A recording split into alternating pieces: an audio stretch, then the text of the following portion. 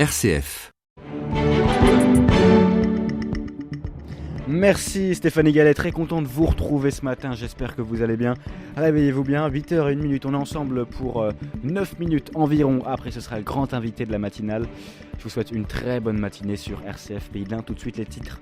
On fait le point sur les conséquences de l'épidémie de coronavirus concernant la garde des enfants, la fermeture des établissements scolaires, l'impact sur l'économie du département, avec justement Agnès Bertillot, présidente de la CPME de l'Ain, que vous entendrez dans cette édition.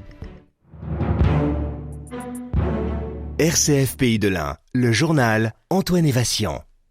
Stéphanie Gallet, vous le disiez, Emmanuel Macron a annoncé hier soir des nouvelles mesures, la restriction des déplacements aux déplacements strictement nécessaires notamment.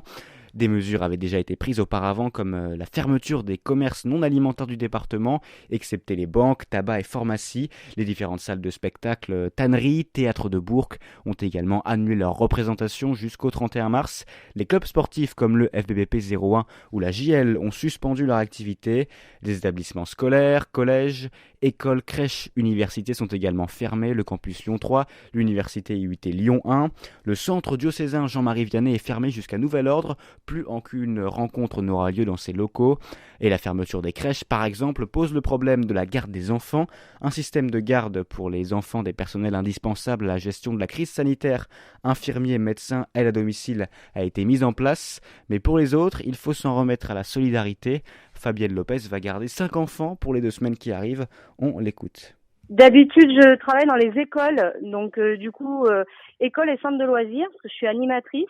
Donc du coup, effectivement, pour moi, tout s'arrête là pour l'instant.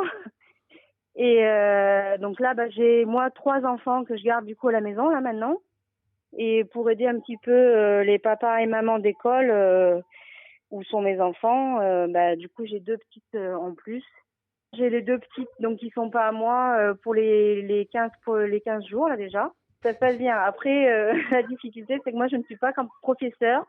J'adore mon travail d'animatrice, mais faire les devoirs, c'est pas du tout la même chose. Alors les activités, c'est pas un souci, parce que du coup, moi, je suis équipée à la maison parce que j'ai toujours aimé faire ça déjà, même avec les miens.